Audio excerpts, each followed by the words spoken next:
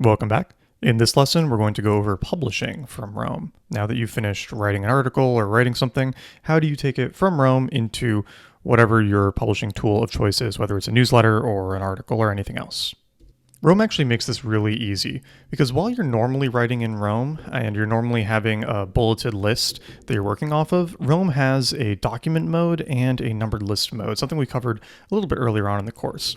So the first thing you want to do before you publish from Roam is to right-click on the title and select View as Document. And the visual is not going to change that much, but if you look closely, you can see that the bullets on the side are gone, and now this all copies out just as regular text. If we needed to any further editing, we could also copy it into Roam Tools. So if I copy all of this and I go over to Roam Tools, the link that I shared earlier in the course, I could paste this in and we can see, the whole output here based on the markdown that we copied over from Roam. In this case, I don't actually need to do this though, because since I wrote it as a fairly standard document and since I'm in document mode, I can skip Roam Tools and go straight to my other editor of choice. So in this case, it is an email newsletter, so I would paste it into ConvertKit.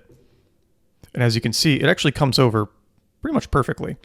The one things that I have to fix are, remember, these links to sources, these little asterisks, which I want in my database, but I don't want in the final published piece.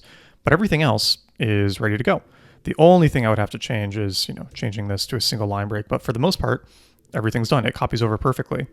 This also works in most CMSs. So I use Webflow for my site, but if you use WordPress, you'll have the same experience where I can take the text from Roam, paste, and sure enough, it goes in pretty much perfectly. So this makes publishing from Roam really, really simple because you don't need to finagle with it too much. You don't have to worry about re-editing the whole thing in Google Docs or anything else. You can just write whatever you want to write in Roam and then repaste it to the publishing tool of your choice. And I love this because it lets me keep basically the final version in Roam. So if I ever want to refer back to it in the future, I have it right there and I don't need to go dig it up. And frequently what I'll do on articles is I might add a line up here that says something like URL. In this case, it would be nataliason.com/medley/225, right? So that if I ever need to find this again in the future, I'll be able to find it. And that's how you can start linking your Roam database together with everything that you're publishing online. And that's how simple publishing from Roam can be. Coming up next, we'll do a wrap-up on the creation session and a wrap-up of the bulk of the course.